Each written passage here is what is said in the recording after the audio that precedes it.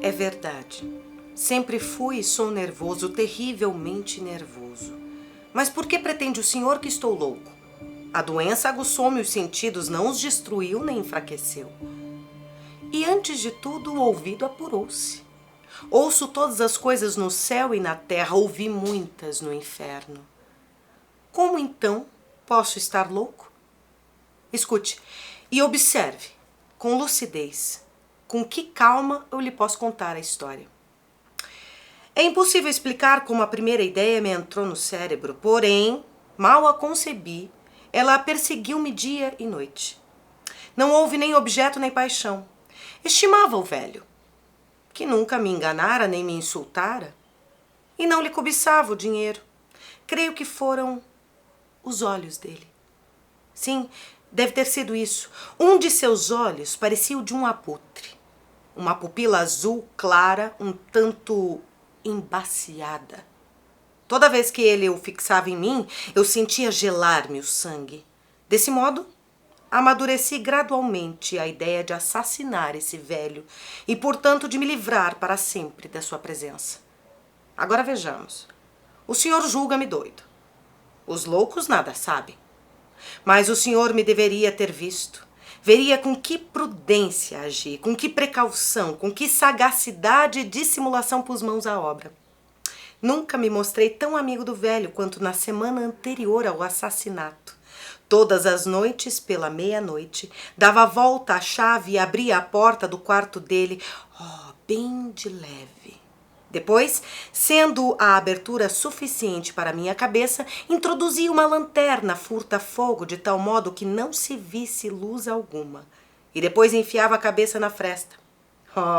O senhor havia de rir se visse com que habilidade eu enfiava a cabeça ali, movendo-a lentamente, muito devagar, para não perturbar o sono do ancião. Levava 1 hora para introduzir toda a cabeça na abertura, a fim de poder vê-lo deitado na cama. Um louco seria tão cauteloso. Depois, quando tinha a cabeça toda no quarto, abaixava a lanterna com tanto cuidado, porque os gonzos rangiam. Abaixava-a de maneira que um único raio de luz caísse no olho do abutre. E assim fiz 7 longas noites. Justamente à meia-noite, porém sempre lhe encontrei a vista fechada, e desse modo não podia agir. Não era, pois, o velho que me vexava, mas seu olho diabólico. E todas as manhãs, ao romper do dia, eu entrava ali resolutamente no quarto, falava-lhe corajosamente, chamando-o pelo nome, em tom amigável e perguntando como passara a noite. Como vê, ele precisaria ser um velho muito sagaz para suspeitar de que todas as noites, às 12 horas, eu espreitava-o enquanto dormia. Na 8ª noite, fui mais cauteloso do que de costume ao abrir a porta. O ponteiro do relógio movia-se mais depressa do que minha mão. Nunca antes dessa noite sentira o grau do meu poder, da minha própria sagacidade. Contive a custo uma sensação de triunfo. Saber que estava ali, abrindo a porta pouco a pouco, e ele nem suspeitava das minhas ações, das minhas intenções secretas. Ri-me baixinho a essa ideia. E ele talvez me tenha ouvido, pois de súbito agitou-se na cama como um sobressaltado. O quarto estava escuro como breu, uma escuridão completa, uma vez que, receando os ladrões, o velho fechava os postigos, e sabendo que não poderia ver a fresta da porta, eu a alargava aos poucos, cada vez mais. Introduzi a cabeça e dispunha-me a acender a lanterna quando o polegar me escorregou na chave de estanho e o velho, erguendo-se na cama, bradou: "Quem está aí?" Não fiz movimento e abstive-me de responder. Por 1 hora não movi um músculo e durante esse tempo não o ouvi deitar-se. O velho continuava sentado na cama, escutando. Justamente como eu fizera cada noite, espreitando o relógio na parede. Pouco depois, ouvi um gemido surdo e compreendi que fora a manifestação de um terror mortal. Não era um gemido de dor ou de aflição, oh não. Era o som abafado que sobe do fundo da alma carregada de pavor. Conhecia bem esse som. Mais de uma noite, justamente à meia-noite, quando toda a gente dormia, ele partira do meu íntimo, revelando com seu eco assustador os terrores que me atormentavam. Disse que o conhecia bem. Sabia que o velho sofria e compadeci-me dele, embora zombasse disso comigo mesmo. Sabia que ele estava acordado desde o primeiro ruído vago, quando se voltara na cama. Esse receio crescera gradualmente. Ele tentara dizer a si mesmo que nada tinha a temer, mas não conseguia. Dissera de certo, não é nada, apenas o vento na chaminé ou um rato atravessando o quarto. Ou foi o canto de um grilo. Sim, ele tentava confortar-se a si mesmo com essas suposições, mas tudo em vão. Tudo em vão. Porque a morte, aproximando-se, espreitava com sua sombra escura diante dele e envolvia sua vítima. E era a lúgubre influência dessa sombra invisível que o fazia sentir, embora ele não visse nem ouvisse, sentir a presença da minha cabeça no quarto. Depois de esperar pacientemente muito tempo, não ouvindo deitar-se, resolvi abrir um pouco, uma fresta pequena, quase imperceptível da lanterna. Abria, pois, não pôde imaginar como o fiz furtivamente, até que enfim um raio de luz tênue como uma teia de aranha atravessou a fenda e incidiu na pupila do abutre. Vendo-a aberta, arregalada, senti um assomo de fúria. Enxergava-a distintamente, um azul embaciado, coberto pelo véu que me arrepiava a medula. Nada consegui ver no rosto ou do corpo do ancião, pois dirigira o raio de luz precisamente para esse ponto diabólico. E agora?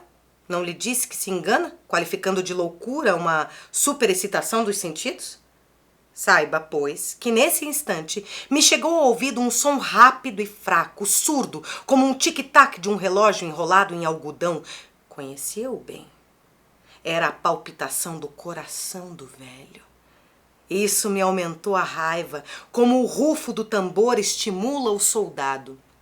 Ainda uma vez refreei a cólera e esperei.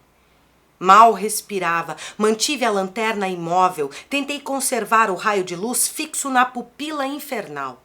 Entretanto, a palpitação diabólica crescia, tornava-se mais rápida e a cada momento mais forte. O ancião devia estar tomado de um terror extremo. Compreende-me bem? Disse-lhe que sou nervoso, assim é. Ademais, a essa hora morta da noite, no silêncio terrível da velha casa, um ruído estranho como aquele me enchia de um terror desvairado. Dominei-me mais alguns minutos e continuei imóvel, mas a palpitação tornava-se mais forte, mais audível. Julguei que o coração lhe estalasse. E uma dúvida assaltou-me. Algum vizinho poderia ouvir soar a essa hora do velho? Destapei a lanterna com um brado e precipitei-me no quarto. Ele soltou um grito, um só.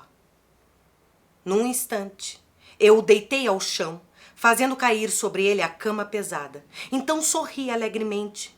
A proeza fora levada a cabo, mas por vários instantes o coração continuou a pulsar como um som surdo. Isso, porém, não me perturbou. Ninguém o poderia ouvir através das paredes. Afinal, cessou. O velho morrera. Afastando a cama, examinei-lhe o corpo. Sim, ele estava morto, bem morto. Pousei-lhe a mão sobre o coração e ali deixei alguns minutos. A palpitação cessara. Ele estava morto. E sua pupila diabólica não me atormentaria mais. Se o senhor ainda me julga louco, compreenderá que se enganou quando eu lhe descrever as precauções que tomei para ocultar o corpo. As horas passaram e eu trabalhava ativamente, mas em silêncio. Em primeiro lugar, esquartejei o cadáver. Cortei-lhe a cabeça, os braços e as pernas. Depois levantei 3 tábuas do assoalho, ajeitei tudo no vão e tornei a colocar as tábuas com tanta habilidade, com tanta astúcia que nenhum olhar humano, nem o dele, poderia notar a menor anormalidade. Não havia mais o que limpar, mancha de espécie alguma, nenhum salpico de sangue. Eu fora muito prudente. Matina recolhera tudo. Ha, ha! Terminei minha tarefa às 4 horas da madrugada. Ainda estava escuro, como a meia-noite, quando o relógio deu as horas, bateram à porta da rua. Fui abri-la com o coração despreocupado, pois que podia recear agora? Dei com 3 homens que se apresentavam gentilmente como oficiais da polícia. Ouvindo um grito durante a noite, um vizinho tinha suposto que podia ser um crime e havia informado o posto policial que designara aqueles funcionários para revistar a casa. Sorri. Que podia recear? Convidei-os a entrar. Quem gritara fora eu mesmo, em sonho. O velho, expliquei, estava ausente no campo. Acompanhei os visitantes por toda a casa. Incitei-os a revistarem-na. E revistaram bem. Guiei-os, enfim, ao quarto dele. Mostrei-lhe os objetos de valor, seguro, imperturbável. Entusiasmado pela minha confiança, levei cadeiras para o quarto e convidei-os a descansarem do trabalho, enquanto eu, com a audácia do triunfo completo, posicionei minha cadeira bem em cima do ponto onde jazia o corpo da vítima. Os policiais estavam satisfeitos. Meu comportamento os convencera.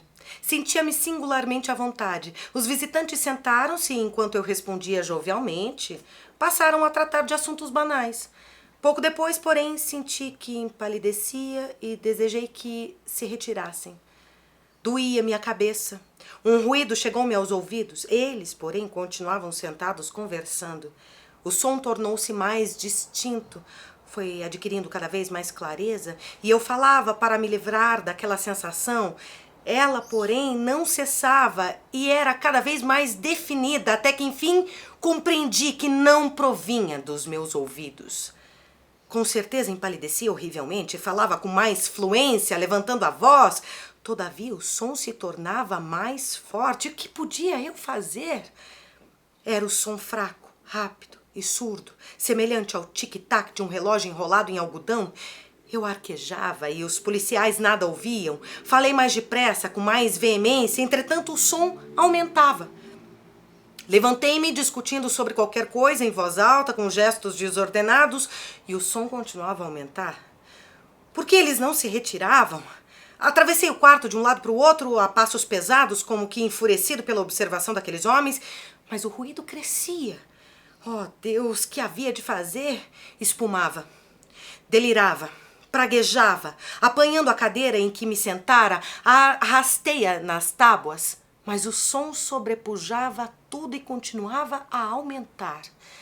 Tornava-se cada vez mais forte, mais poderoso, mais retumbante, e os policiais conversavam e sorriam satisfeitos. Seria possível que eles não ouvissem? Deus Todo-Poderoso? Não, não! Eles ouviam, eles suspeitavam, sabiam, zombavam do meu horror, foi o que eu pensei e que continuo a pensar agora. Tudo seria preferível àquela agonia. Qualquer coisa era mais tolerável do que aquele escárnio. Eu não podia aturar por mais tempo os sorrisos hipócritas. Senti que devia gritar ou morrer. E então, mais uma vez, escute, mais forte, mais forte, mais forte, mais forte, mais forte, miseráveis, bradei. Não precisam mais disfarçar, confesso o crime, levantem as tábuas, ali, ali.